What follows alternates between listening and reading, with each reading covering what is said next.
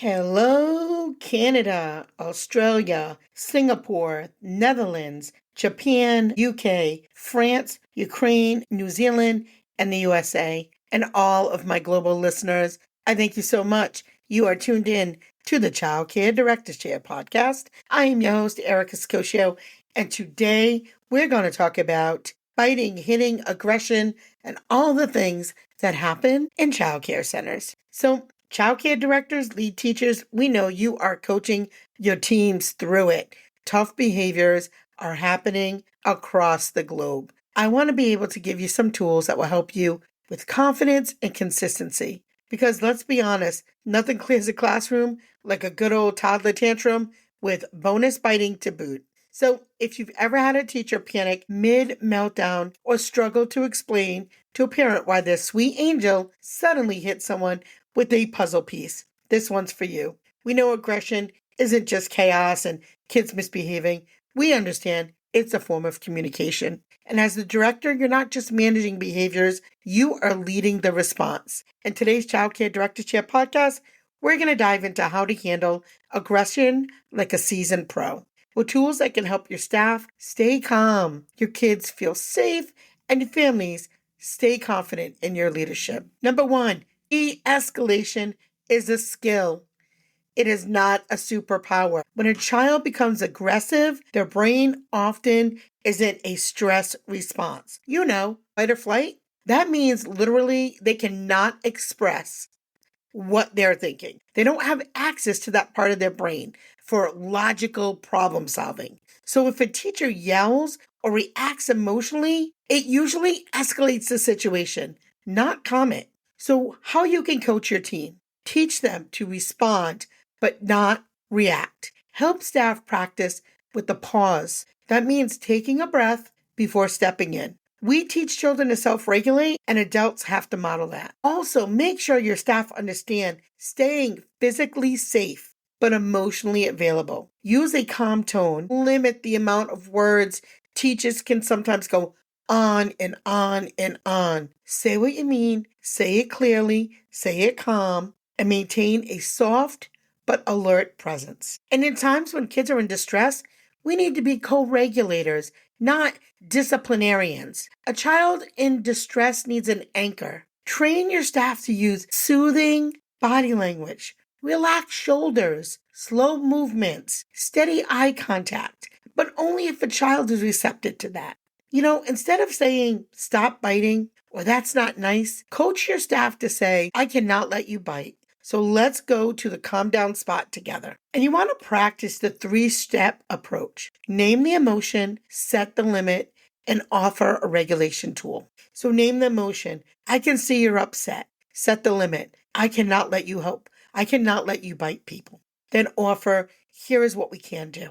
You're really angry right now. I see you're really angry, but I won't let you hit. Let's squeeze this stress ball together. During team meetings, play out 3 aggressive scenarios and ask the staff to role play with response scripts. And of course, you can create a cheat card for your teachers to wear on a lanyard with quick de-escalation phrases or reminders. Because when it gets stressful for the teachers, that little piece of paper, that tool, might be just the lifeline that they need. Teach alternatives, because using your words isn't enough, and it's not always easy. Children don't come preloaded with the ability to express feelings, especially complex ones like jealousy or embarrassment or overstimulation. If we don't explicitly teach these skills, they'll default to what works, which is often aggression. I want you to be able to coach your team on labeling emotions in the moment. Encourage staff to say what the child might be feeling. I see your face is scrunched up. Are you feeling frustrated because you wanted that toy? And maybe a child may say, no, I'm mad because I was here first. But teach your teachers to use words that label the emotions for children. And then have scripted phrases like, can I have a turn when you're done? Or I don't like that, please stop. Or I need space. Post these around the classroom and practice them at circle time songs or chants so that children can start to use these words themselves. And using visual emotion cards, feeling thermometers, or zones of regulation can really help children connect their senses to labels and actions. Here's some examples. A child who pushes a peer can be taught to say, I want to play, and given a role to join the group. Or a child who yells when they're hungry can be coached to say, snack time, and point to a visual schedule. So giving kids these tools will really help them. Now, director, here's your place to level up. Audit your classrooms. Are feeling words displayed at eye levels? Are teachers modeling feeling language daily? Provide each teacher with an emotional toolkit box. Emotion cards, stress putty, timers, storybooks that teach about emotions. Have something available for your team to use. And do an audit once a month to make sure that those things are restocked. You also want to create some safe spaces that actually work, not just fancy timeout areas. Punitive timeouts do not teach children emotional regulation. They often reinforce isolation and shame. A regulation space offers children autonomy, tools, and routine support to manage their own emotions. What you can coach your team on is this. Set the tone. This is the cool down zone, not go sit over there until you're good.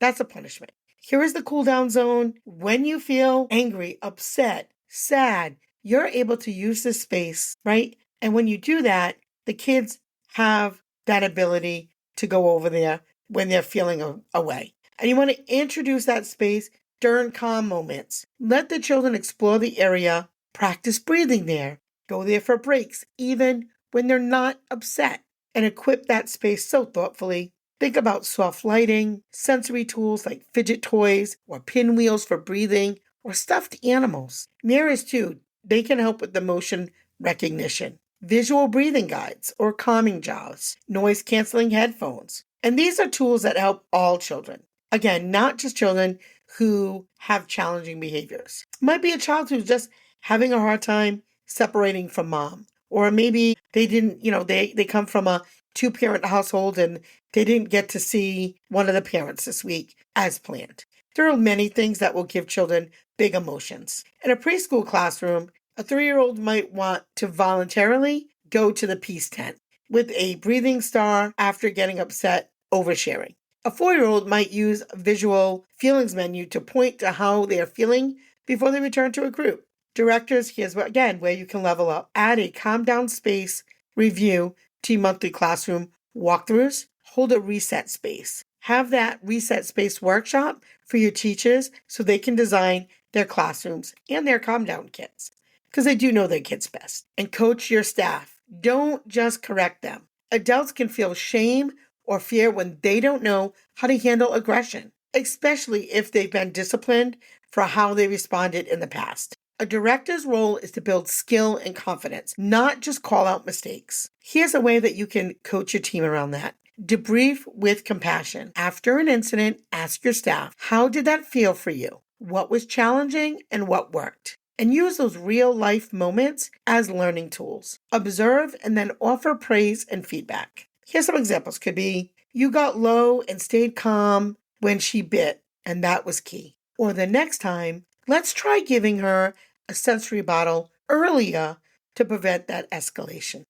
Support emotional labor is so important. Recognizing how hard it is to stay calm in the face of chaos and celebrate even those small wins. Some examples you could share is, I noticed how you stayed calm when Jamal kicked. You kept your body safe and talked to him in a firm but kind way. And that matters. Or, let's try a new approach for Selena next time. Her biting seems to start when the group gets loud, so maybe we offer her headphones during transitions. Directors, you really can level up. Host a 10-minute behavior briefing each week. Pick one scenario and break it down into the science behind the brain and the strategy behind it. You also can send weekly affirmations to staff who demonstrate trauma-informed responses. So here's your challenge this week, guys. Pick one classroom, one behavior, and one tool from today's episode. Bring it to life. Whether it's improving a calm down corner, modeling de-escalation scripts, or coaching a teacher through emotion coaching. Just take that one step. And remember, regulation is contagious. So when you lead with calm, your staff will follow. Your kids will thrive. So keep leading with purpose. We'll see you next time on the Childcare Directors Chair podcast. Thank you as always for tuning in. Have a great day.